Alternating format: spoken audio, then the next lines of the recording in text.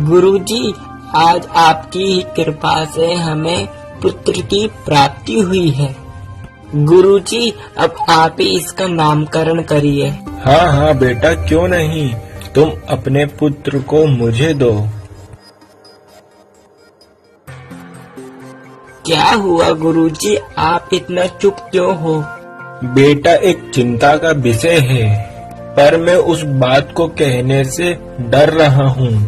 ऐसी क्या बात है गुरुजी जो आप कहने में इतना डर रहे हो?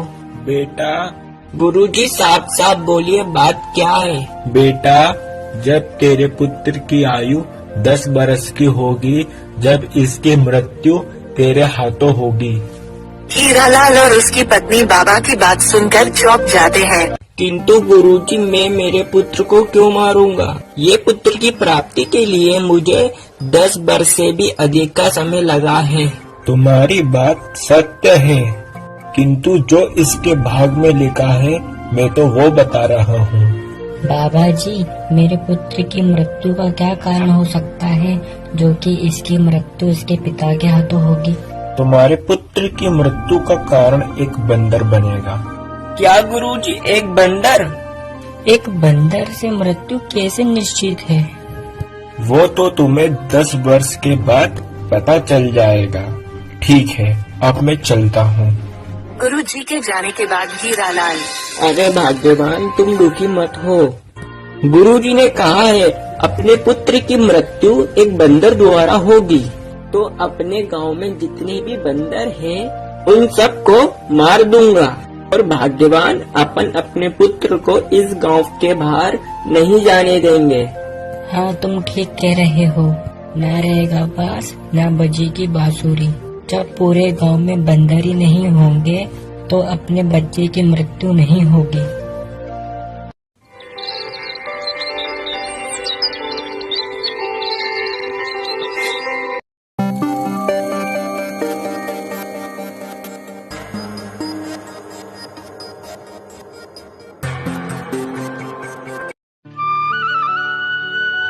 ले बाबू ले, केला खा, केला।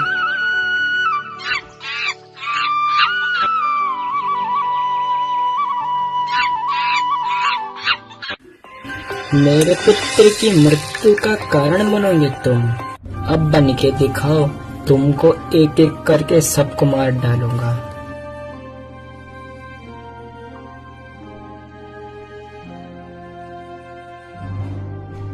मेरे पुत्र की मृत्यु का कारण बनेगा तू?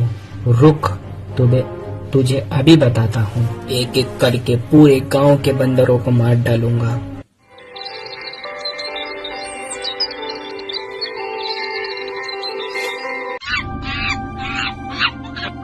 एक एक करके पूरे गांव के बंदरों को मार डालूंगा। मेरे पुत्र की मृत्यु का कारण बनोगे तुम? फिर ऐसे ही धीरे धीरे करके हीरा ने गांव के सभी बंदरों को मारने लगा। ऐसा करते करते गांव के बंदरों की प्रजाति खत्म हो गई।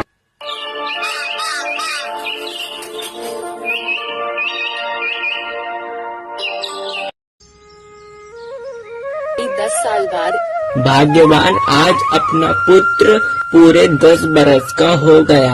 और भाग्यवान, अब कोई चिंता की बात नहीं है, क्योंकि मैंने अपने गांव के सभी बंदरों को मार दिया। आज मेरा पुत्र 10 बरस का हो गया। इस खुशी में मैं पूरे गांव में मिठाई बांटूंगा। पुत्र, तू जाके तैयार हो जा, फिर अपन दोनों साथ में चलेंगे।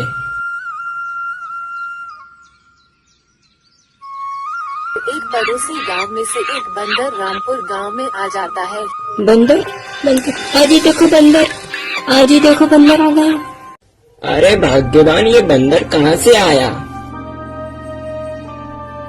हीरा ने अपना तीर चलाया तो उसका तीर बंदर की जगह उसके पुत्र में जा लगता है और हीरालाल का बेटा खत्म हो जाता है।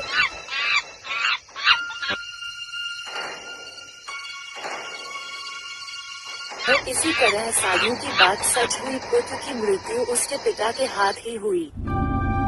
बेटा, जब तेरे पुत्र की आयु 10 बरस की होगी जब इसकी मृत्यु तेरे हाथों होगी।